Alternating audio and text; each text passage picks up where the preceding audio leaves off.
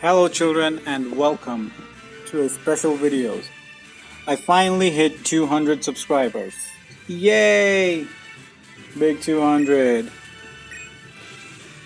So as I'm recording I have 202 subscribers, and so I made a post on Twitter and my Discord when a few days ago, or maybe it was a week ago, that I would be doing a small Q&A when I hit that. So this is your 200 subscriber special Q&A video. I don't know how long this will be, probably not even 5 minutes because, well, not a lot of questions, but I have recorded, but I've just been playing Sub Noodle version on the side, as in offline, so I just might post gameplay of that on the background while I talk, and if, it's like just 2 or 3 minutes of me talking, then after that I'll just post that. Well, I'll continue the gameplay however long it is, like 9 to 10 minutes or so. So anyway, okay, let me check one thing real quick. First question we have is from Twitter.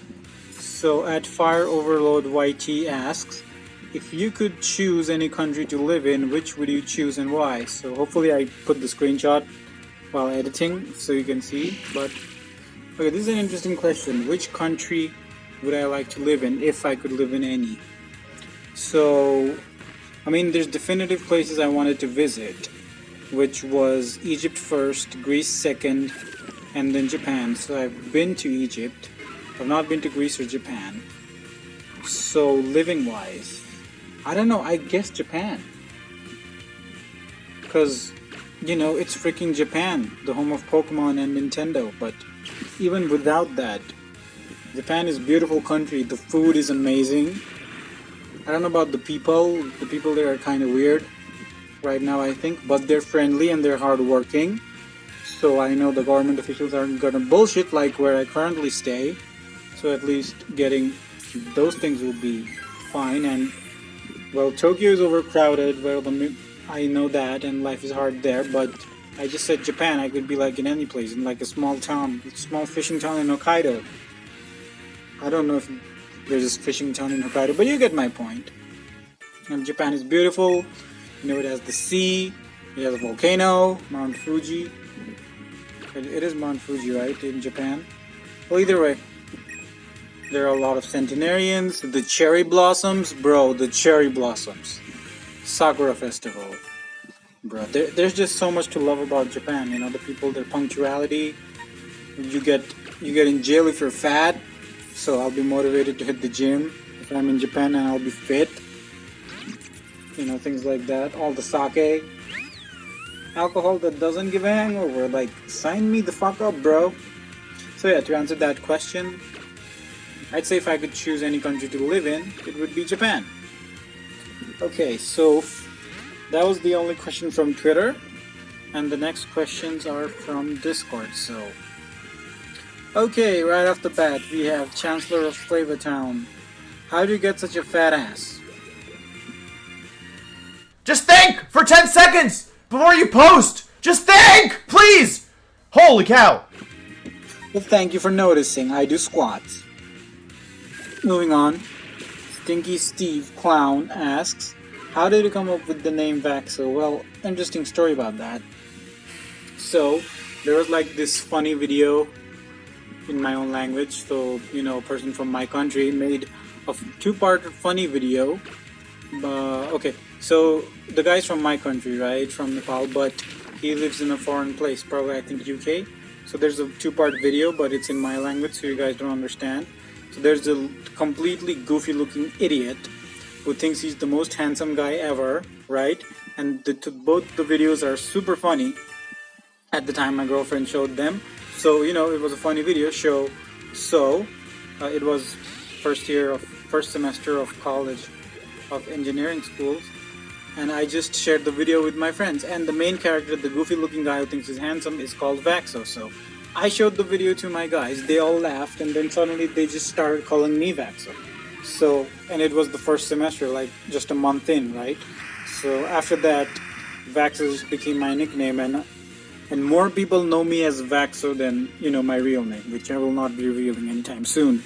So don't expect that. So it's just natural to me. People calling me Vaxo is just natural to me. So I just stuck with it and made that my YouTube name. It's just easier. And then just people randomly call me Vaxo, it'll be normal. I mean, I might be weirded out why that stranger's calling me Vaxo, but I'm used to that name. So that's how I came with my name. Okay, so Big Gay, aka J Dennis, asks, what got you into Pokemon? Will you play other games besides Pokemon in the future? Okay, the second part is shorter, so I will just say probably yeah. Well, that will depend on how this channel goes, how much money I can, make, so that I can, like buy other consoles and, have like a stream. I don't know what's it called, capture card for gameplay, because I don't see myself, just playing on PC and all that, because probably won't have time. But an entertainment system like the PlayStation or Xbox is fine, because it's fun for the whole family. Because I don't see myself getting a desktop PC, because I don't know if I'm going to be staying in one place for long. So I don't know, maybe in the future with PlayStation and all, maybe I'll play other games, but for now, just playing Pokemon games on my laptop is easy. Plus I'm doing more Draft League content as it is right now anyway. So that answers the second question. But what got me into Pokemon? Okay, so again, story time with Vaxo. It was 2001 summer vacation, I think, yeah. So I was in India at that time, and summer vacation is just like the whole month, like mid-June or mid-July. I think it's mid-July to, no, it's mid-June to mid-July, yeah. Because there's always school on my birthday, so yeah, at that time there was summer vacation, and my dad had also taken holiday, my mom had also taken holiday, my dad was in Africa, and my mom and me were in India. So we decided to take a family trip to London, London and then Paris, because the cruise from London. So basically we visited London and Paris. So at that time, so when I was in London, it's at that time I got exposed to the Pokemon anime, because there was nothing. Nintendo isn't big here still in like the Southeast Asian region, like the SAARC countries, if anyone's familiar, that's India, Pakistan, all of that. It's still not very big, Nintendo here, like the console and all. Like outside of Mario, nobody knows what the hell Nintendo is. Maybe people know Pokemon, but I don't think the people who know Pokemon realize that it's one of Nintendo's franchises. Okay, I'm taking like a tangent, but either way. So I was in London visiting, and so at that time, that's when I got exposed to Pokemon and both Power Rangers. So I was a big fan of Power Rangers too, but later on Power Rangers was shown in cartoon channels here, so I was a bigger fan of Power Rangers for like up to like 2008-9. So that was when my interest in Pokemon began, from the anime. And when I returned back, it went away because Power Rangers was the bigger focus. After like 2002 or 3, the anime started appearing in our cartoon channels too. So after that, everyone was hooked in Pokemon after that. So, and then in 2004, I played Fire Red and Leaf Green first. So I didn't play, I played Crystal first. So Crystal was my first game. And then immediately after Crystal, I played Fire Red and Leaf Green. And so I played Gen 3, I played the remakes before I played Red, Blue, and Yellow actually. And so because of that, I was hella confused when I was playing Yellow, and my War Turtle used Bite on a Ghastly, and it said it doesn't affect.